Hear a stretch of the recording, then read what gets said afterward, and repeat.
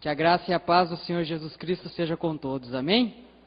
É uma grande alegria para nós estarmos aqui com todos esses queridos irmãos que vieram de vários lugares dessa cidade para ouvirem a palavra de Deus. Leremos o texto que acabou de ser lido pelo nosso querido irmão Luiz, sobre o tempo em que nós estamos vivendo.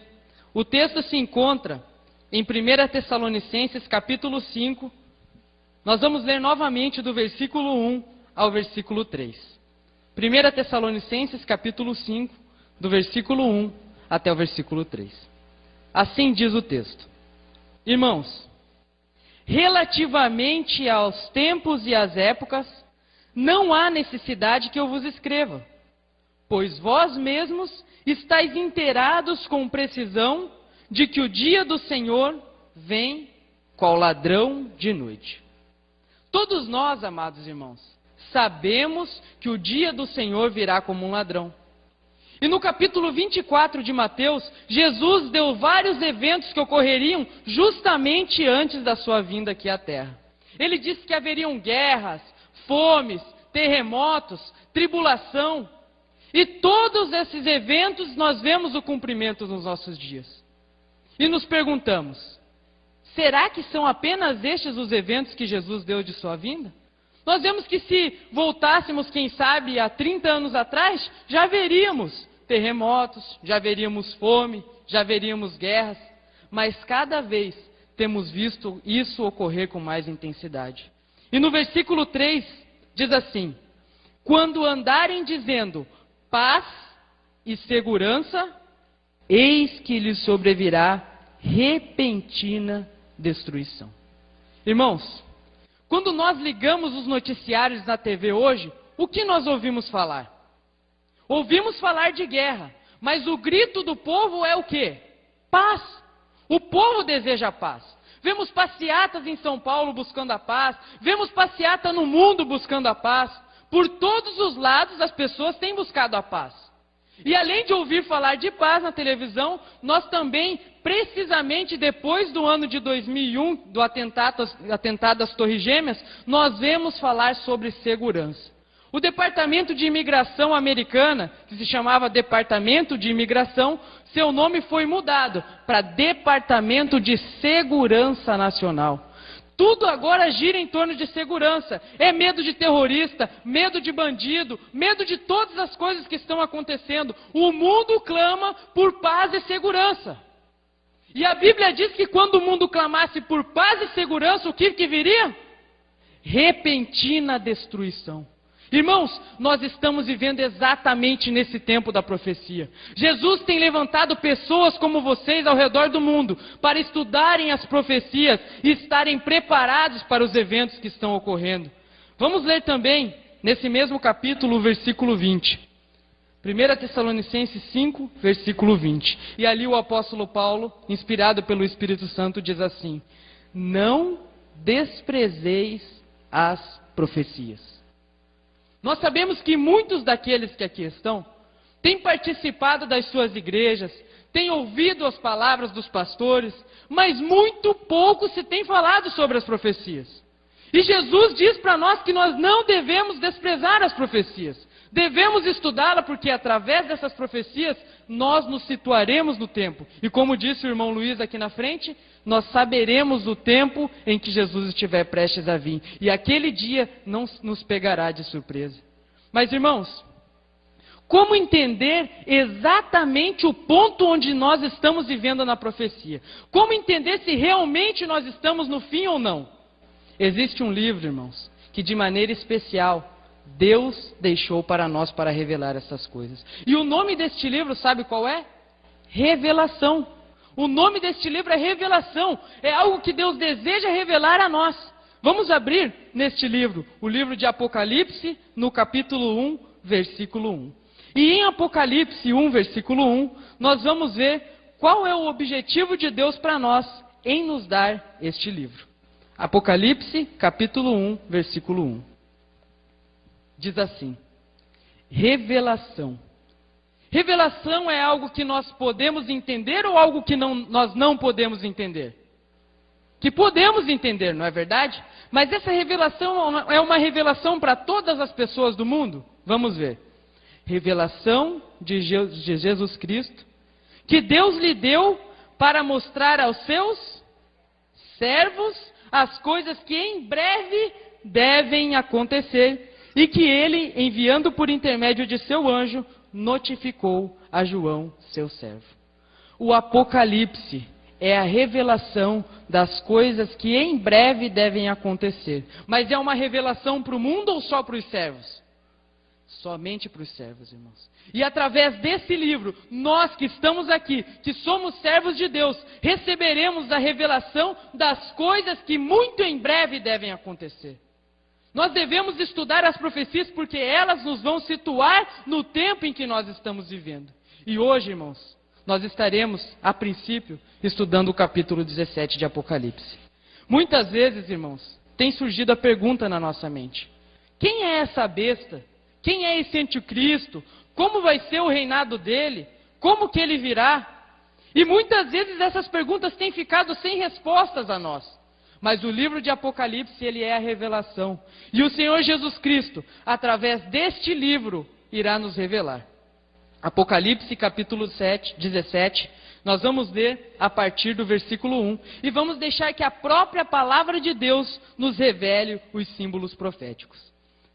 No capítulo 16 de Apocalipse, João havia visto uma cena um tanto quanto intrigante. Ele contemplou a terra sendo destruída por 7 pragas, pessoas sendo mortas pela justiça divina, milhares de pessoas sendo acabadas pela ira de Deus. E João, ao olhar aquela cena, ele não conseguiu compreender o motivo pelo qual aquilo estava acontecendo. Foi quando então Deus designou um dos 7 anjos que derrama as 7 pragas para vir até João e explicar a cena que ele estava vendo. E no capítulo 17 vem a explicação. Ele diz assim: e veio um dos 7 anjos que tem as 7 taças e falou comigo dizendo-me: vem, mostrar-te-ei o julgamento da grande prostituta que se acha sentada sobre muitas águas. Aqui no versículo 1, irmãos, o anjo começa a explicar por que as 7 pragas vão cair sobre essa terra. E nessa chamada que ele faz a João, ele diz que ele vai explicar a condenação da grande prostituta. E o que é uma prostituta? Uma prostituta é uma mulher que anda em conformidade com a palavra de Deus ou uma mulher que anda contrária à palavra de Deus? Contrária à palavra de Deus. É uma mulher totalmente corrompida. Que a palavra de Deus diz: não adulterarás, e ela adultera tudo que a palavra de Deus diz. Mas, irmãos, o que é mulher em profecia? Eu acredito que muitos dos que aqui estão já estudaram essa profecia, e que muitos também não estudaram ainda. Portanto, os que já estudaram, tenham paciência, e os que não estudaram, acompanhem-me juntos lá no livro de Efésios, no capítulo 5. Onde a palavra de Deus irá nos responder. Deixem marcados o livro de Apocalipse sempre que nós sairmos, porque nós iremos voltar para a profecia. Efésios capítulo 5, versículo 22.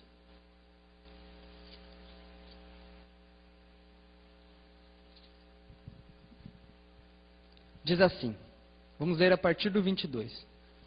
As mulheres sejam submissas a seu próprio marido, como ao Senhor. Porque o marido é o cabeça da mulher, como Cristo é o cabeça da igreja, sendo este o salvador do corpo. Como, porém, a igreja está sujeita a Cristo, assim também as mulheres sejam em tudo submissas ao seu marido. Segundo o que nós acabamos de ler, irmãos, o apóstolo Paulo, ele compara a mulher com o quê? Com a igreja. E outro detalhe, irmãos, Jesus é comparado com o marido. Jesus, no livro de Apocalipse, no capítulo 19, diz que ele vem buscar a sua noiva. Ele vem buscar uma mulher? Quem que ele vem buscar? A igreja. Então, o que é mulher em profecia? Igreja, amados irmãos. Vamos voltar lá para o capítulo 17 de Apocalipse. Mas o que nós estamos vendo aqui no capítulo 17, irmãos, não é uma simples igreja, mas é uma igreja prostituída. E alguém que se prostitui faz o quê? Adultera, fornica. E essa igreja, o que a Bíblia está dizendo aqui, é uma igreja que tem prostituído a verdade da palavra de Deus, tem adulterado a verdade da palavra de Deus. E não é uma pequena igreja não, irmãos, porque a Bíblia diz que é uma grande prostituta, é uma grande igreja que está corrompida. E essa igreja está assentada sobre muitas... E o que são águas em profecia? Vamos ler o versículo 15 de Apocalipse 17. E falou-me ainda: as águas que viste onde se assenta a prostituta são povos, multidões, nações e línguas. Vamos repetir todos juntos para que a gente grave bem.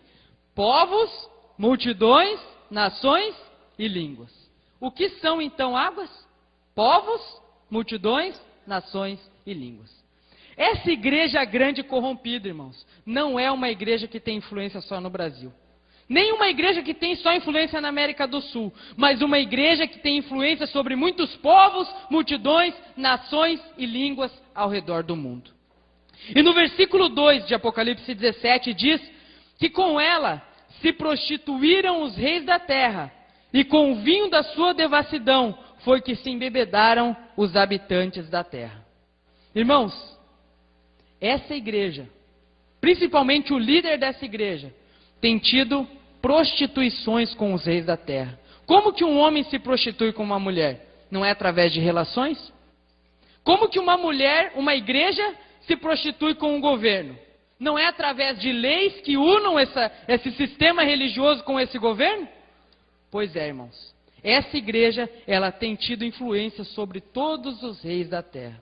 Ela vai lá nos Estados Unidos e tem contato com o Obama, vem no Brasil e impõe leis no Brasil, vai em Israel e obriga os israelitas a não mais guardarem o sábado, vai em todos os lugares do mundo e tem influência em todos os lugares do mundo. E não somente nos países, porque a Bíblia diz que os habitantes da terra, seja você, seja eu, ou qualquer uma das pessoas que estão aqui hoje, são embebedados com o vinho dessa igreja. Por mais que nós não acreditemos, mas a palavra de Deus diz que nós estamos embebedados. Pode ser em menor grau, como pode ser em maior grau. E no versículo 3, João é levado em espírito para um deserto. E ele vê essa igreja montada sobre uma besta escarlate, repleta de nomes de blasfêmias, com 7 cabeças e 10 chifres. Como os irmãos podem ver ali na cena, esse animal que João viu não é um animal comum da fauna. Nós não encontramos esse animal em nenhuma floresta que nós vemos. Por isso João, ao não saber descrever esse animal, ele o chama de besta. Mas qual é o significado de animal em profecia? Deixem marcados o capítulo 17 de Daniel, e nós vamos lá para o livro de João, e vamos para o livro de Daniel no capítulo 7, versículo 23, para que nós entendamos o que é animal em profecia. Daniel, capítulo 7, versículo 23. Diz assim: então ele me disse, o quarto animal será um quarto reino na terra. O que significa animal então, irmãos? Reino. Então, voltando para Apocalipse 17, irmãos, a descrição que a Bíblia nos está dando é que essa igreja não é simplesmente uma igreja, mas ela é também um reino. Não é só uma igreja, por exemplo, vamos dar um exemplo. A igreja Assembleia de Deus é uma igreja, mas ela é um país? Não é um país. Mas a Bíblia está falando de uma igreja que, além de ser igreja, é também um país. É a união de um poder político com um poder religioso. Essa é a descrição dessa besta. Está identificando quem é essa igreja. Além disso, irmãos, a Bíblia diz que essa besta, ela tinha cor escarlate. E Isaías 1,18 diz que a cor escarlate é a cor do pecado. E quando a Bíblia diz que esse reino está com a cor do pecado, é porque tudo que você vai encontrar que procede de lá é do pecado, procede do diabo e não de Deus. Porque a Bíblia diz que a salvação é por fé, essa igreja prega que a salvação é por obras. A Bíblia diz que o nosso intercessor é Cristo, essa igreja prega que há sacerdotes aqui na terra. A Bíblia diz que o único para quem nós devemos confessar os nossos pecados é Deus, eles dizem que você tem que confessar o teu pecado para o padre. Tudo que sai dessa igreja é pecado, irmãos. E por fim, diz ainda que essa besta estava repleta de nomes de blasfêmia. Nós muitas vezes usamos a palavra blasfêmia para diversas circunstâncias diferentes, mas a Bíblia traz uma palavrinha específica que explica a nós o que significa blasfêmia. Lá no livro de João, no capítulo 10, no versículo 33, é nos explicado qual é o simbolismo bíblico para a palavra blasfêmia. João capítulo 10, versículo 33. Jesus havia feito muitos milagres aqui. E os judeus tinham a intenção de matar a Jesus por causa de tudo que ele havia feito. Então Jesus agora pergunta a eles, mas vocês vão me matar por qual boa obra que eu fiz? Por qual delas que vocês vão me matar? E agora os judeus respondem no versículo 33. Responderam os judeus, não é por obra boa que te apedrejamos, e sim por causa da blasfêmia, pois sendo tu homem, te fazes Deus a ti? Irmãos, blasfêmia é alguém sendo homem querer se passar por Deus. Existe alguém em uma grande igreja que é também um país que tenta tomar a prerrogativa de Deus ou não tem? Existe, irmãos. Existe. Voltando para o capítulo 17 de Apocalipse, nós estamos fazendo esse estudo de uma maneira mais rápida, irmãos, para que dê tempo de a gente ver tudo. Os que quiserem ter uma visão mais ampla dessa profecia, depois podem adquirir o livro O Oitavo ou 6 DVDs da série de Apocalipse 17 que falam sobre esse tema com mais descrições.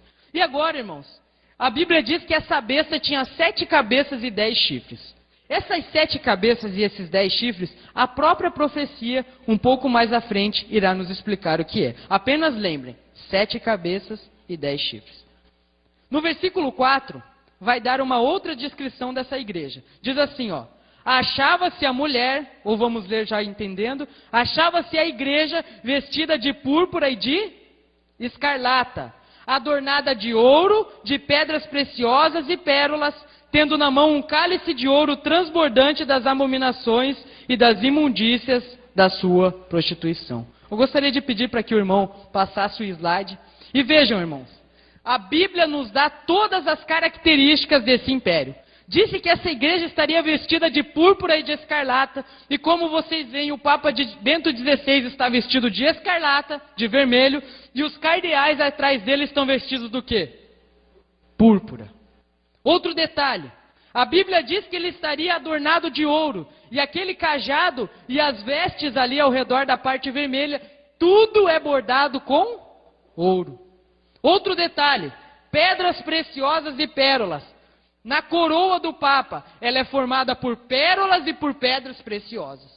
Todas as descrições que a Bíblia dá, irmãos, batem exatamente com esse sistema corrompido. Esse sistema que tem deturpado a palavra de Deus. E por fim, irmãos, a Bíblia diz que há um cálice cheio de abominações.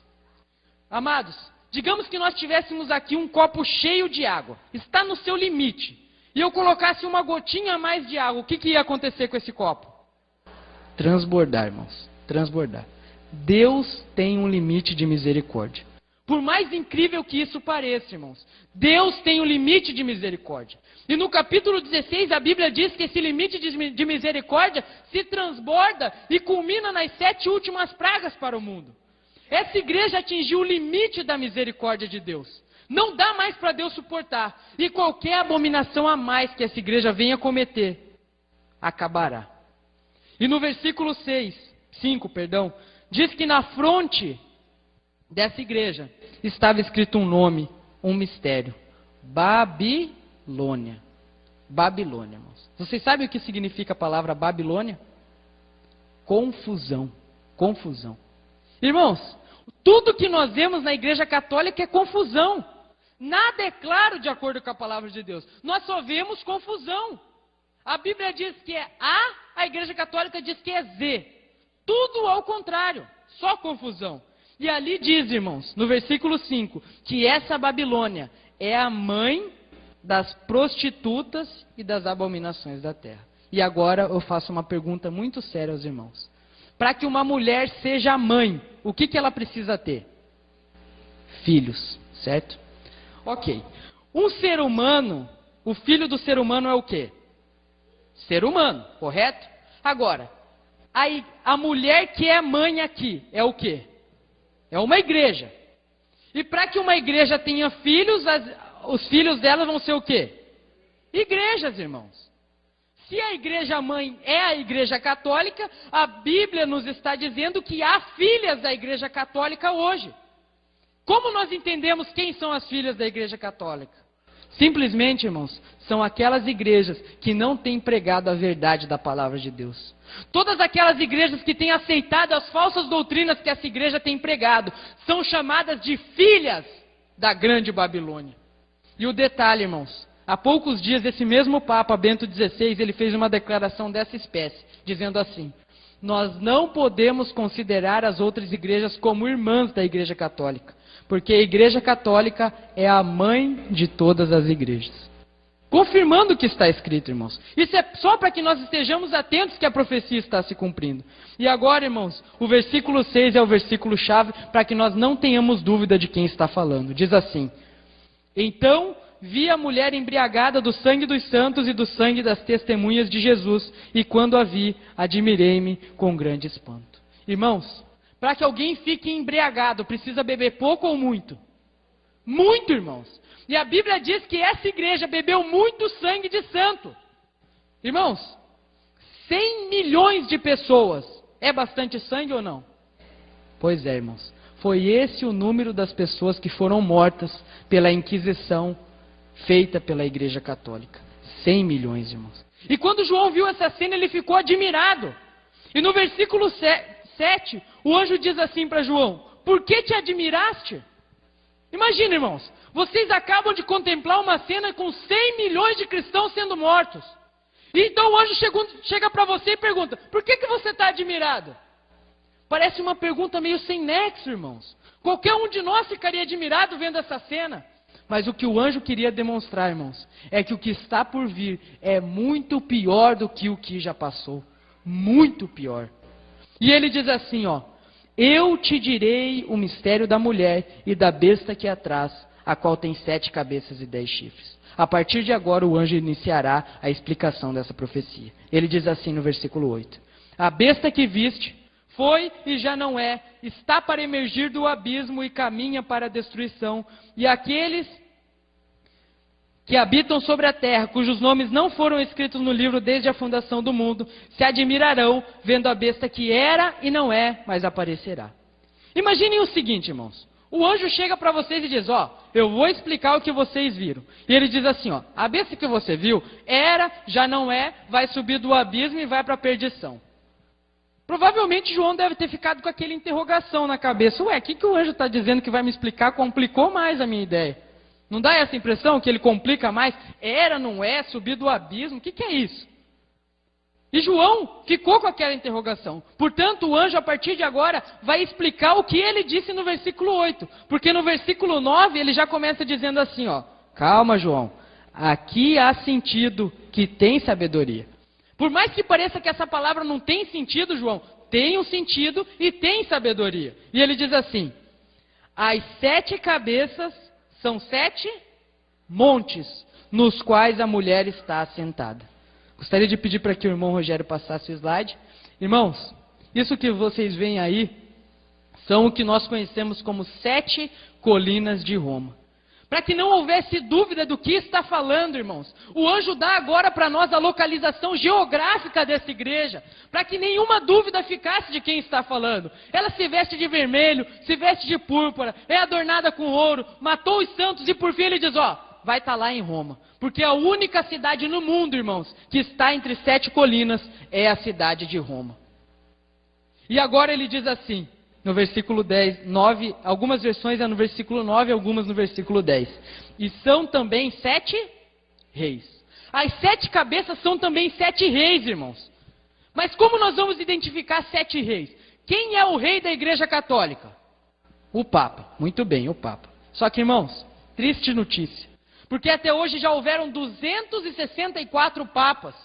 Como nós vamos identificar quem são os 7? É por isso, irmãos, que a palavra nunca dá uma palavrinha sem ela ter um sentido especial. nós temos aqui o pastor Jairo, certo? E eu gostaria de fazer uma pergunta aos irmãos. O pastor Jairo, ele é rei? Ele não é rei, mas ele é um líder religioso, não é? É. Assim também é o Papa, irmãos. Ele é um líder religioso. Mas a Bíblia está dizendo que o Papa teria que ser o quê? Rei. E é aí que nós chegamos no ponto certo. Irmãos, o Papa teria que se tornar rei para que nós iniciássemos a contagem de Apocalipse 17. No ano de 1929, irmãos, pelo chamado Tratado de Latrão, Benito Mussolini, que era um ditador italiano, deu um pedaço de terra de Roma para o Papa, o chamado Vaticano, e a partir daquele ano, o Vaticano passou a ser o menor estado do mundo, o menor país do mundo. E a partir do ano de 1929, o Papa se tornou o quê? Rei. E se nós contarmos os papas a partir de 1929, nós poderemos identificar o tempo em que nós estamos na profecia. Vamos lá, então, iniciar a contagem. Irmão Rogério, pode passar ali para o próximo. Ali no versículo 10 diz assim: desses 7 reis, 5 caíram. Vamos analisar todos juntos. O Papa que recebeu o poder foi o Papa Pio XI. O Papa Pio XI morreu, veio o Papa Pio XII. O Papa Pio XII morreu, veio o Papa João XXIII. O Papa João XXIII morreu, veio o Papa Paulo VI. O Papa Paulo VI morreu, veio o Papa João Paulo I. E a Bíblia diz que esses 5 caíram ou morreram, certo? No tempo da profecia, esses 5 papas já haviam morrido. Mas quando João contemplava a profecia, ele disse que um existia. Quem que era esse que existia? João Paulo II. Quando João contemplou a visão, quem ele viu no poder? João Paulo II. E depois de João Paulo II, ele disse que ainda viria outro, que é o que nós temos hoje no poder, Bento XVI. E lá no versículo 10, falando a respeito de Bento XVI, diz assim: e quando chegar, convém que dure pouco tempo. E agora eu vou dizer algo aos irmãos. Quando Bento XVI foi escolhido como Papa, perguntaram a ele por que ele escolheu o nome de Bento para ser Papa. O nome dele é Joseph Ratzinger. Por que você escolheu o nome Bento? Sabe o que ele respondeu?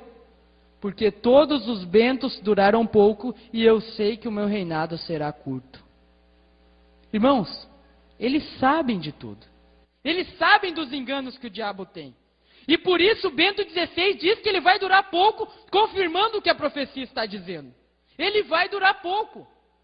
E agora, irmãos, estamos vivendo exatamente no tempo do 7º rei. O 7º rei dura pouco. E vejam só, quem que é que vem depois desse 7º rei? Versículo 11. E a besta que era, vamos traduzir, a besta que era papa e já não é mais papa, também é ele o 8º.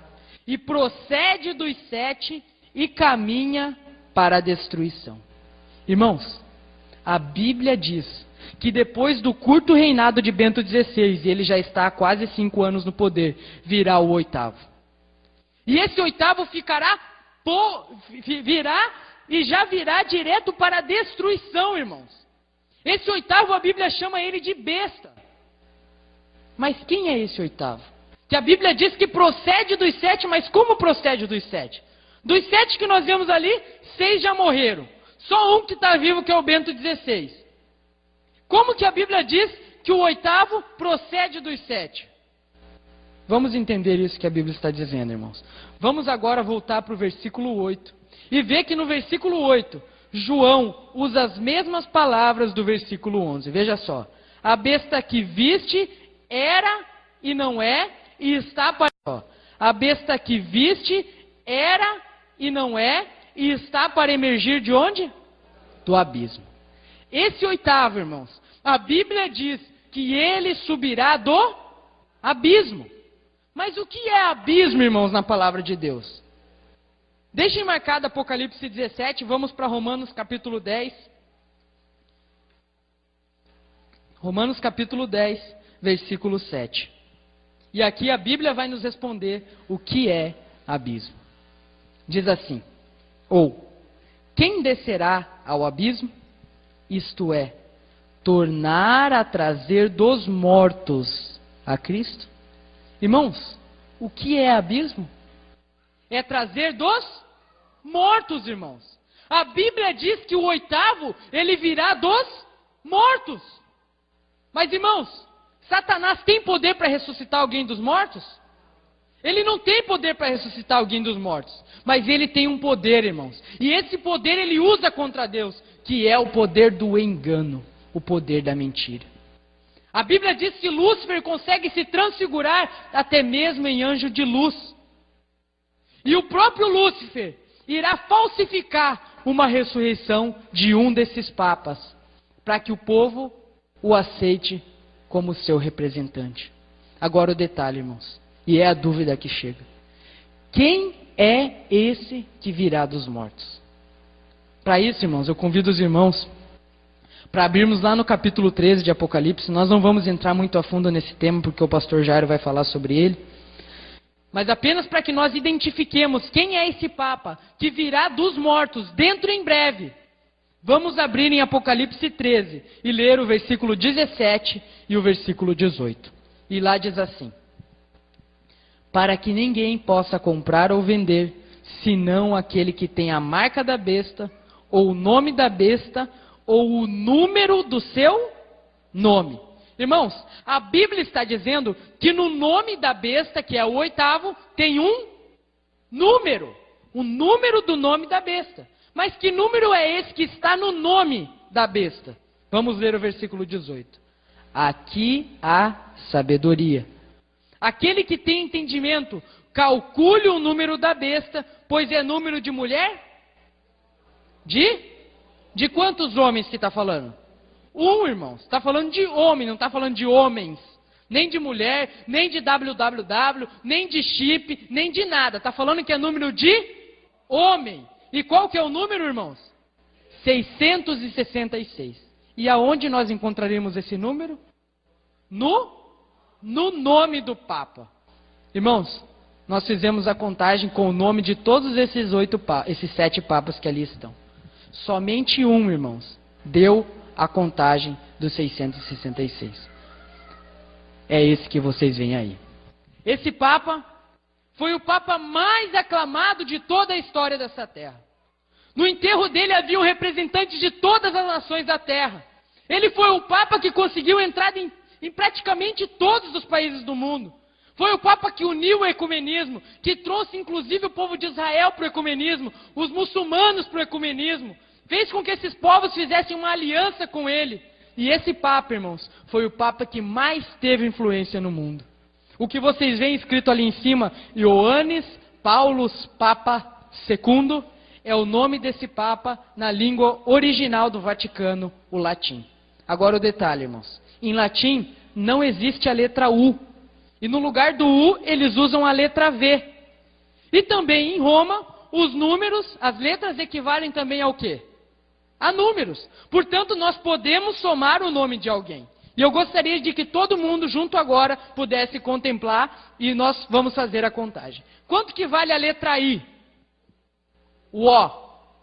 Nada. O A nada, o N nada, o N nada, o E nada e o S nada. Total da palavra Ioannis deu 1. Palavra Paulus. O P nada, o A nada, o V vale quanto? O L, o V e o S nada. Total 60. A palavra Papa não vale nada. E a palavra secundo, o C vale quanto? O V, o N, o D, somando o total 605. 605 mais 60 da palavra Paulus dá quanto? 665. Mais 1 da palavra Ioannis dá quanto?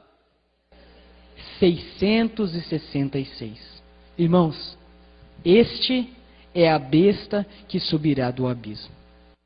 Com todo o poder e sinais e prodígios de mentira, como diz em 2 Tessalonicenses capítulo 2. E até nós vamos dar isso como tarefa de casa.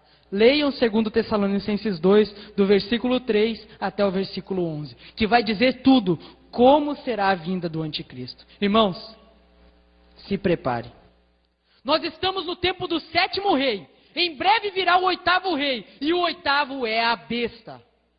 E lá em Apocalipse 17, no versículo 13, diz que quando for dada autoridade para esse Papa, a primeira coisa que ele vai fazer é perseguir e matar aqueles que são o povo de Deus.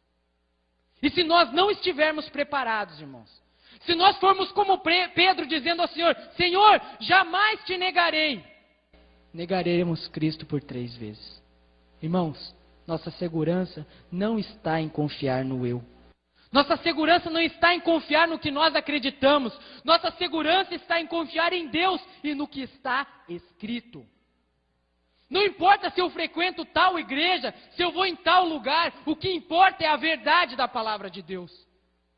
E se na minha igreja não tem sido pregada a palavra de Deus, eu devo buscar a verdade da palavra de Deus. E devo viver essa verdade dessa palavra de Deus. Nós temos inclusive um livro aí que depois os irmãos poderão procurar, que ele diz assim, liberdade religiosa. E o subtítulo diz assim, sou escravo de uma igreja ou livre para servir a Cristo? Você que está aí, é escravo do teu pastor? É escravo da tua igreja? Ou você é livre para servir a Cristo? Irmãos, se prepare. Agora, hoje é o tempo do nosso preparo. E que Deus venha ajudar para que cada um daqueles que aqui estão recebam a palavra da verdade e possam colocá-la em prática. Porque naquele grande dia, irmãos, ninguém vai ser salvo pela fé do pastor Jairo, ninguém vai ser salvo pela fé de nenhum outro aqui. Cada um dará contas de si mesmo a Deus. Que Deus abençoe a vida de cada um de vocês. Nós estaremos agora dando a continuidade nessa série. Irmãos, o tema tratado hoje será especificamente sobre o reinado da besta. Portanto, irmãos, estejam atentos para que não percam nada e qualquer dúvida que os irmãos tiverem, no final, nós daremos a oportunidade para que os irmãos escrevam e as perguntas serão respondidas. Amém? Que Deus abençoe a todos.